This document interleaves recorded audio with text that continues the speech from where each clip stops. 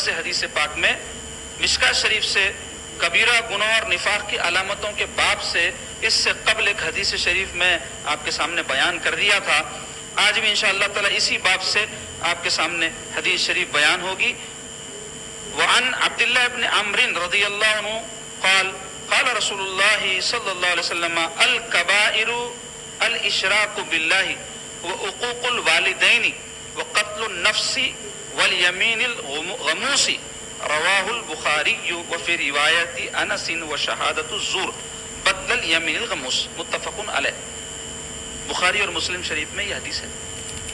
اس حدیث پاک کا ترجمہ ہے، غور سے سنو مسلمانوں.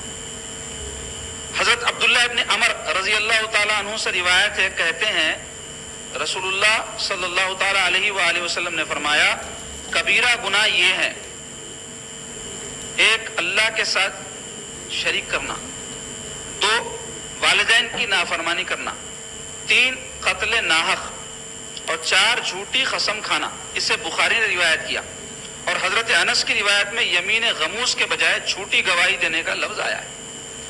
کبیرہ گناہ کسے کہتے ہیں اس سے پہلے میں تفصیل بیان کرا، جس کے بارے میں شریعت میں سزا رکھی گئی ہے. ایسا گناہ جس کی سزا ہے اور آخرت میں عذاب کی وعیدیں آئی ہیں، اس کو کہتے ہیں کبیرہ گناہ. مثلا کوئی قتل کرا کسی کو تو شریعت میں کیا سزا ہے؟ قتل کا بدلہ قتل. کوئی زنا کرا تو اس کی سزا کیا ہے؟ سنسار، پتھر مار کے ہلاک کر دیا جائے گا. کوئی چوری کرا تو اس کی سزا کیا ہے؟ ہاتھ کاٹ دیا جائے گا. تو اس سے معلوم ہوا یہ کبیرہ گناہ ہے کہ اس کی سزا ہے.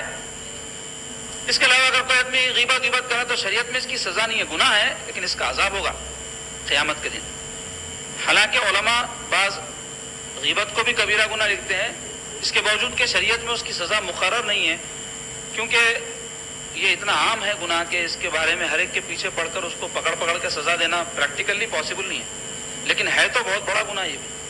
تو مختصر یہ کہ ایسا گناہ جس کی شریعت میں سزا ہے اور آخرت میں عذاب ہے. تو قاتل کو قتل کرنے پر دنیا میں تو بدلے میں قتل کیا جائے گا، ساتھ ساتھ آخرت میں عذاب بھی ہوگا. ایسے ہی زانی کو زنا کرنے پر یہاں سنسار کر دیا جائے گا دنیا میں تو، لیکن اس کا عذاب کا سلسلہ ختم نہیں ہوگا، وہاں بھی اس کو عذاب ہوگا. تو ایسے گناہ کبیرہ کہلاتے ہیں. تو بہت سارے ہیں، وہ تو بعض علماء 7 بولے، لیکن تحقیق یہ ہے کہ بہت سے ہیں، بعض 70 کے ہیں، اور اس کی تفصیلیں بہت زیادہ ہے. اور اس بارے میں کتابیں بھی موجود ہے بڑے بڑے ائمہ کی. امام زہبی رحمۃ اللہ علیہ کی کتاب ہے کتاب الکبائر، اس کا اردو ترجمہ بھی ہوا ہے. وہ کتاب آپ لوگ لے کے اس کو پڑھو. اس کے اندر حضرت جو ہے ایسے بہت سارے جو گناہ کبیرہ ہے اس کو بیان کیے ہیں، جس میں قرآن کی آیات اور احادیث لائے ہیں، جس سے ثابت ہوتا ہے کہ وہ گناہ کبیرہ ہے، جو فائدہ بتایا گیا ہے کہ دنیا میں سزا، آخرت میں عذاب. تو یہاں چند کو سرکار پاک صلی اللہ علیہ وسلم ذکر فرما رہے ہیں. حصر کرنا، اس کو ساروں کو بیان کر دینا مقصود نہیں ہے، بلکہ جو ان میں بہت اہم ہے اس کو سرکار یہاں بیان فرما دیے. پھر بعد میں دوسرے احادیث آ جائیں گے، اس میں اور بیان کیے، اور احادیث اس میں اور بیان کیے. ایسا سب جمع کر کے علماء اس کی تعداد بیان کی ہے. تو یہاں سرکار پاک صلی اللہ علیہ وسلم 4 ایسے گناہوں کو بیان فرما رہے ہیں. حضرت عبداللہ ابن عمر بہت بڑے صحابی ہیں، تو وہ جو ہے اس حدیث شریف کے راوی ہیں. وہ کہتے ہیں کہ اللہ کے حبیب صلی اللہ علیہ وسلم فرمائے کبیرہ گناہ یہ ہے. کیا ہے؟ پہلا اللہ کے ساتھ شریک کرنا. اس کی تفصیل اس سے قبل کی حدیث شریف میں آئی تھی، میں بیان کر دیا، اس کو دہراؤں گا نہیں. دوسرا کبیرہ گناہ اللہ کے ساتھ شرک کرنے کے بعد جس کو ذکر کیا جا رہا ہے والدین کی نافرمانی ہے. اللہ اکبر. جبکہ اس گناہ پر عمل پیرا بہت سارے لوگ ایسے ہیں کہ اس کو گناہ بھی نہیں سمجھ رہے ہیں. آج کے دور میں والدین کا بہت بڑا مقام و مرتبہ ہے، ان کی بہت بڑی شان ہے. ان کا ادب کرنا، ان کا احترام کرنا، ان کی خدمت کرنا، ان کی فرما برداری اور اطاعت کرنا، ان کو خوش رکھنے کی کوشش کرنا، ان کے یہ حقوق ہیں. اور کتنے ایسی اولادیں ہیں جو اپنے والدین کے یعنی ماں باپ کے ان حقوق کو جانتی بھی نہیں اور نہ جاننا چاہتی. کیوں؟ جانے تو جان کے پیچھے پڑ جائیں گا، اس لیے انجان مار دو. لیکن آج اگر نہیں جان کے، یہ سمجھ کر کے جان کے پیچھے پڑ جائیں گا، انجان مارے، کل کو قیامت کے دن کیا ہوگا؟ جب اللہ تبارک و تعالیٰ پکڑیں گے. کیوں؟ سائیکل خریدا، گاڑی خریدا، فون خریدا تو کیسا چلانا تیرے کو معلوم تھا؟ جو تیرے اوپر ساری زندگی احسانات کر کے تجھے پالے پوسے اور تجھے دنیا میں چلنے پھرنے بولنے کام کرنے کے قابل بنائے، ان کے ساتھ کیسا رہنا ہے تجھے نہیں معلوم؟ کیوں نہیں سیکھا؟ تو بے جان چیزوں کو استعمال کرنے کے طریقے سیکھا. فون لیا تو یہ فون کیسا چلتا، یہ انٹرنیٹ کیسا چلتا، یہ واٹس ایپ کیسا چلتا، یہ فیس بک کیسا چلتا، پوچھ کے سیکھتے. ماں باپ سب سے بڑے محسن، اللہ ان کے رسول کے بعد سب سے بڑا جس کا مرتبہ، ان کے ساتھ کیسا رہنا ہے، ان کے کیا حقوق ہے، ان کے کیا ذمہ داریاں ہمارے تئیں ہیں، یہ کیوں نہیں سیکھا. پکڑو گی کوئی یہ بول کے کہ نہیں مجھے نہیں معلوم تھا، بھولا نہیں بن سکتا. جیسے میں بار بار کہتا ہوں، ایک شخص گاڑی لے کے نکلا، ریڈ سگنل توڑ دیا، پولیس والے پکڑ کے چالان کرے تو بولا نہیں میرے کو نہیں معلوم تھا، لال سگنل رہا تو نہیں توڑنا بول کے. تو پولیس والا بولتا کوئی بات نہیں، 100 روپے چالان بھر دو، آئندہ اچھا معلوم ہو جاتا. بولتا یہ نہیں بولتا نہیں معلوم تھا، جاؤ جاؤ نہیں بولتا، چالان بھرے تو معلوم ہو جاتا، ذہن نشین ہو جاتا.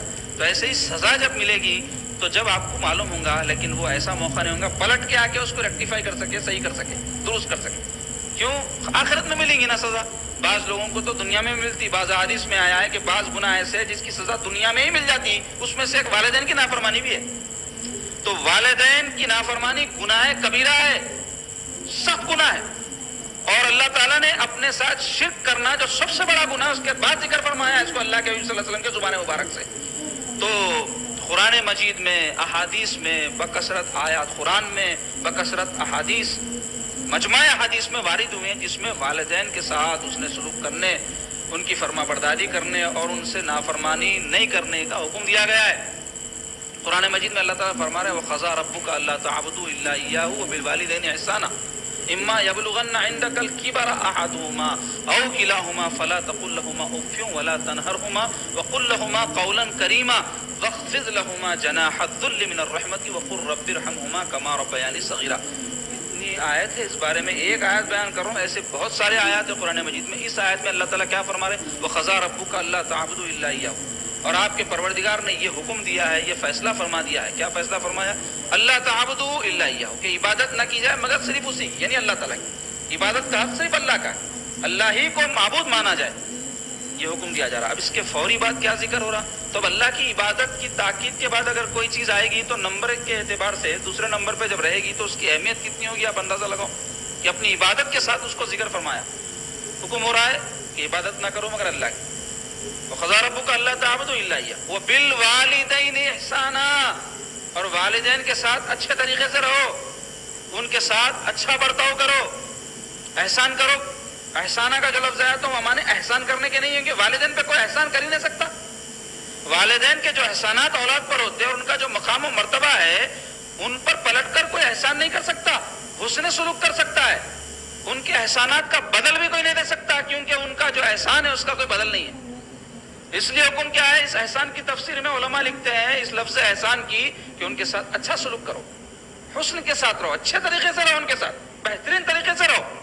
وبالوالدین احسانا. اب اس کے بعد کیسا رہو وہ بھی بیان ہو رہا. خالی یہ بول دینا ہی کافی تھا اچھا رہو تو سب اچھے کام آ گئے اس کے اندر، لیکن اس کی تشریح اور تفصیل بھی بیان کی جا رہی ہے. ایک حصہ آیت کا اللہ تعالیٰ کی عبادت کی تاکید بیان کر رہا ہے تو آگے 10 باتیں ایسی بیان کی جا رہی ہیں جو والدین کے ساتھ اس نے سلوک کرنے کی ہے.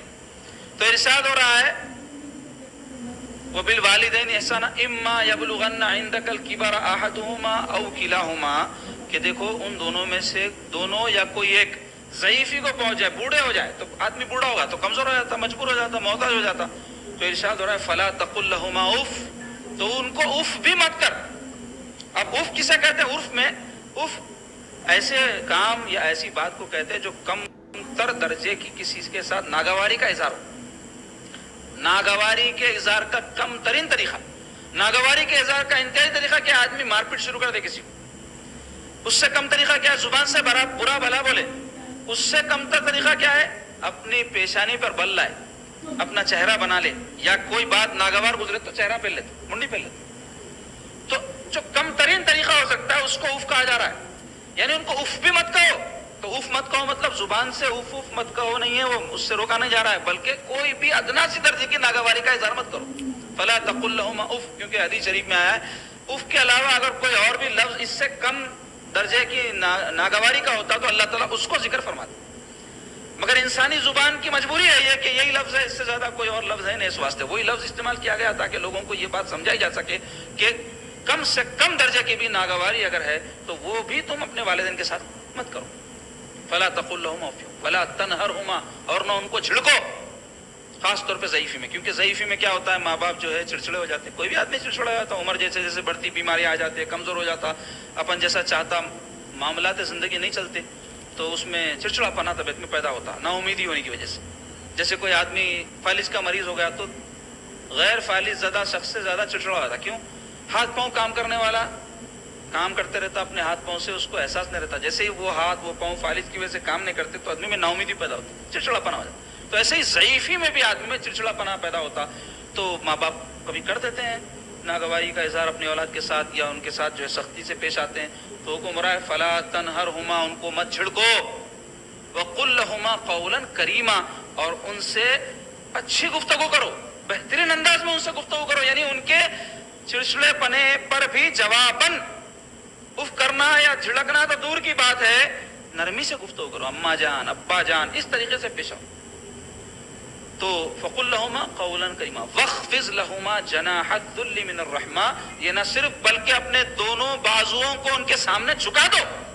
اتنے بادب ہو جاؤ، الفاظ زبان سے نکالنا، تیوری چڑھانا تو دور کی بات ہے، کندھے اپنے جھکا دو، پچ جاؤ، عاجز و متواضع ہو جاؤ ان کے سامنے. اس بات کا قرآن حکم دے رہا ہے، کوئی عام آدمی نہیں، کوئی انسان نہیں، بلکہ اللہ رب العزت یہ حکم دے رہے ہیں کہ اپنے ماں باپ کے آگے تم کو کیسے جو ہے پیش آنا ہے، کیسے ان کے ساتھ تم کو سلوک کرنا ہے. وَخْفِضْ لَهُمَا جَنَاحَ الذُّلِّ مِنَ الرَّحْمَةِ. پھر یہ سب بھی ہو گیا تو یہ مت سمجھو بہت کچھ کر دیے. حکم ہو رہا ہے ان کے حق میں دعا کرو. وَقُلْ رَبِّ ارْحَمْهُمَا كَمَا رَبَّيَانِي صَغِيرًا، کہ تم ان کے حق میں ایسے دعا کرو، اے ہمارے پروردگار ان پر رحم فرما جیسے کہ بچپن میں انہوں نے مجھے پالا اور پوسا. کس شفقت اور کس محبت کے ساتھ ماں باپ اپنے بچوں کو پالتے ہیں. اپنی اولاد رہی تو کیسے محبت کا اظہار کرتے. اس وقت غور کرنا، تمہاری ماں تمہارے باپ نے اس سے بھی زیادہ تم سے محبت اور شفقت کے ساتھ تم کو پالا ہے. اپنی اولاد سے ہر ایک کو محبت ہوتی. بڑے ہجلے آتے، کیسا لے لے کے پھرتے، تو کبھی یاد کرتے ماں جو ہے تمہارے کو کیسی تکلیفیں اٹھا کے اتنا بڑا کری ہوں گی، باپ کیسے تمہارے لیے مشقتیں اٹھا کے پانیوں میں بھیگ کے دھوپ میں سوکھ کے کیسے جو ہے تمہارے لیے انتظام کیا ہوگا ضروریات زندگی کا. احساس نہیں کرتے لوگ. اپنی اولادوں سے تو محبت رہتی ہے، اپنے ماں باپ کا احساس نہیں رہتا. اور ہمارے دین میں تو یہ حکم ہے ماں باپ زیادتی بھی کریں تو تم بدلے میں ان کے ساتھ زیادتی نہیں کر سکتے. یہاں تک کہ حکم ہے کہ کافر بھی اگر ہو تمہارے ماں باپ تو تم ان کے ساتھ حسن سلوک کرو، ان کے ضروریات کی تکمیل کرو، ان کا نان نفقہ ان کو دیا کرو، نرمی سے ان سے گفتگو کرو، سوائے اس کے کہ ان کے جو کفریہ معاملات ہیں اس میں تم شریک مت ہو، ان کا اس میں کوئی تعاون مت کرو. بلکہ بعض فقہا تو لکھتے ہیں اگر کسی کی ماں کافرہ ہے اور وہ اپنے بیٹے کو حکم دے دی کہ میرے کو لے کے جا کے میرے عبادت خانے کو چھوڑ کے آ، جہاں غیر خدا کی عبادت ہوتی ہے وہاں چھوڑ کے آ، تو چھوڑ کے نہیں آنا ہے. کیونکہ ایسے غلط کام میں جو کفر کے شرک کے ہو معاون نہیں بننا ہے، مددگار نہیں بننا ہے. لیکن انہیں وہاں موجود ہے اور بول رہی میرے کو آ کے وہاں سے لے جا، تو جا کے لے کے آنا ہے. تو اس سے اندازہ لگاؤ کہ ہمارے دین میں کتنی وسعت ہے، کیسی تاکید ہے ماں باپ کے ساتھ حسن سلوک کی. اب یہ سب اور بہت سارے ایسے آیات احادیث جو ہے آپ کے سامنے بیان کروں تو بہت وقت ہو جائے گا. بتانا یہ چاہ رہا ہوں کہ اتنی تاکید اور اتنی اہمیت کے باوجود دور حاضر میں ہم دیکھ رہے ہیں کہ اولادوں کے اندر ماں باپ کے ساتھ حسن سلوک تو دور کی بات ہے، ان کے ساتھ اچھے منہ بات کرنا تک گوارا نہیں کرتے. کئی ایسے ہیں تعلقات بالکل کٹ کر لیے، منقطع کر لیے، اپنی بیویوں کی باتوں میں آ کے ماں باپ کے ساتھ بدتمیزیاں کرتے. یا کئی ایسے بدبخت ہیں ان کی بیویاں اچھی ہے، سمجھاتی ہے کیسا بات کریں جو تم اماں سے، کیسا بات کریں باوا سے، لیکن یہ نالائق کیا کرتا ان کے ساتھ بدتمیزی سے پیش آتا. اس کی بیوی کو تو بھی ذری غیرت رہتی، احساس رہتا، اس کو نہیں رہتا. تو کئی ایسے بدترین بیویاں ہیں جو اپنے شوہروں کو سکھا کے اپنے ماں باپ کے بارے میں بھڑکا کے ان کا ذہن خراب کرتے. کئی ماں باپ کی طرف سے بچوں کے ساتھ بھی زیادتی ہوتی، نہیں کرنا چاہیے. کئی ماں باپ کیا کرتے، اپنے بچوں کی خوشی سے شادیاں کرتے، سب کرتے، گھر بساتے ان کا، اس کے بعد جو ہے ان کو تکلیف ہو جاتی بہو کی کسی بات سے. تو وہ لازمی بات ہے، آج کل کے معاشرے میں ہو ہی رہا ہے، کیونکہ جو توقعات رہتی ہیں کہ بہو آئے گی تو ایسا کرے گی ویسا کرے گی، نہیں کر رہے بچے آج کل. ان لوگوں کو احساس نہیں ہے تو کیا کر سکتے، چھوڑ دینا، کم سے کم ہمارا بچہ اور ان کی بیوی خوش رہو بھائی جان. تو کئی شادیوں کے بعد اپنے ماں باپ کو سزاتے. کئی ماں باپ ایسے ہیں اپنے بچوں کے خود گھراں بساتے، بعد میں جو ہے اپنے بچوں کے گھراں خراب کر دیتے. بہو کے بارے میں بیٹے کو سکھا سکھا کے جو ہے اپنے بہو اور بیٹے میں لڑائیاں لگا دیتے. تو یہ بھی نہیں کرنا چاہیے. آپ کو خیر وہ الگ موضوع ہے، اس پر گفتگو کروں تو اور گفتگو طویل ہوگی. لیکن جو آج حدیث شریف میں یہ جو سرکار پاک صلی اللہ علیہ وسلم کی یہاں بیان ہو رہی ہے، اس میں والدین کی نافرمانی کا چونکہ ذکر آیا ہے، تو یہ بات اچھی طرح سمجھ لیں، اچھی طرح ذہن نشین رکھ لیں، اس کو آپ گانٹھ باندھ لیں کہ اگر کوئی ماں باپ کو ستاتا ہے، ان کو تکلیف دیتا ہے، ادنا سی بھی ہلکی سی بھی کوئی تکلیف دیتا ہے اور ان کا دل دکھتا ہے تو یاد رکھو تمہاری نمازیں تمہاری عبادتیں سب اللہ کے پاس رد کر دی جائیں، قبول نہیں کرے گا اللہ تعالیٰ۔ تو اس لیے اگر کسی کی بیوی اس کو شکایتیں بھی کرتی ہے اور ماں باپ کے بارے میں بھڑکاتی بھی ہے تو سمجھانے پہ سمجھتی بھی نہیں ہے، تو چاہیے کہ وہ اس کے سامنے جو ہے اپنے تعلقات خراب نہ کر لے، لڑائی جھگڑا کر کے یہ بھی رشتہ ہے وہ بھی رشتہ ہے، مگر ماں باپ کے ساتھ جو اس کو سلوک کرنا ہے، ماں باپ کے ساتھ جیسے اس کو رہن سہن رکھنا ہے وہ برابر جاری رکھے، اپنی بیوی سے چھپا کر جو اس کے ساتھ ماں باپ کے ساتھ ان کو دینا دلانا ہے وہ برابر دیتا رہے، بیوی کے خوف سے اس کو روکے نہیں۔ اب مصلحت سے حکمت سے بعض وقت کام کر لینا پڑتا، کیا کرتے ہیں معلومات تو کئی عورتیں لڑتی، ہم کو دے رہے ہیں ان کو دے رہے ہیں، تو جو ماں باپ اگر ضرورت مند ہے تو برابر ان کو دینا چاہیے، ضرورت مند نہیں بھی ہے تب بھی سب سے زیادہ حق تمہارے مال پر تمہارے ماں باپ کا ہے، تو اس کو خرچ کرنا چاہیے ان پر۔ کئی ماں باپ ہیں ان کے وظیفے آتے کماتے کرتے، تب بھی اولاد کے اندر جذبہ ہونا چاہیے، ارے میری یہ چیز میری ماں کو لگے، میرے باپ کو لگے یہ چیز تو اللہ رسول خوش ہوں گے، اس سے میری ماں خوش ہوگی، دعا دے گی تو میرے مال میں برکت ہوگی۔ اور یاد رکھو کئی ایسی ہستیاں ہیں کہ جن کو صرف ماؤں کی دعاؤں نے درجہ ولایت پر پہنچا دیا، ولی بن گئے دعاؤں سے، کیونکہ صرف یہ منڈیاں ہلانے سے، مجاہدے کرنے سے، جنگلوں میں پھرنے سے ولایت نہیں ملتی، یہ اندر صاف ہونا، لوگوں کے ساتھ اللہ کے بندوں کے ساتھ اچھا سلوک ہونا۔ اور اللہ کے بندوں میں سب سے ہمارے نزدیک جو اہم ترین، سب سے جو ہمارے نزدیک عظمت والی ہستیاں ہیں وہ ماں باپ ہے، ان کے ساتھ صحیح نہیں ہے، انہیں کتنا بھی بڑا مولوی مولانا علامہ کیا بھی ہوں گا کام نہیں آتا اس کا علم اس کو، کیونکہ اس کے علم پہ عمل ہی نہیں ہے اس کا، جن کی اتنی اہمیت ہے ان کو اہمیت نہیں دے رہا تو اس کا علم، اس کے فضائل، اس کی عظمت، اس کی شان سب چولہے میں چلے جاتی۔ تو اہمیت کو سمجھو۔ آپ سرکار کیا فرمائے؟ گناہ ہے کبیرہ، اور وہ بھی شرک کے بعد ذکر فرمائے ماں باپ کی نافرمانی۔ تیسرا کیا فرمائے سرکار؟ قتل ناحق، کسی کو ناحق قتل کر دینا۔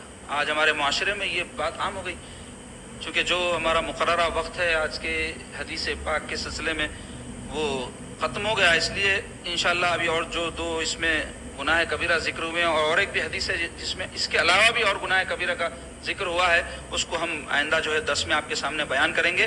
تو آج کی حدیث پاک میں آقا علیہ الصلوۃ والسلام نے 4 جو ہے گناہ کبیرہ کا ذکر فرمایا: اللہ کے ساتھ کسی کو شریک کرنا، دوسرے والدین کی نافرمانی، تیسرے قتل ناحق، چوتھے جھوٹی قسم کھانا۔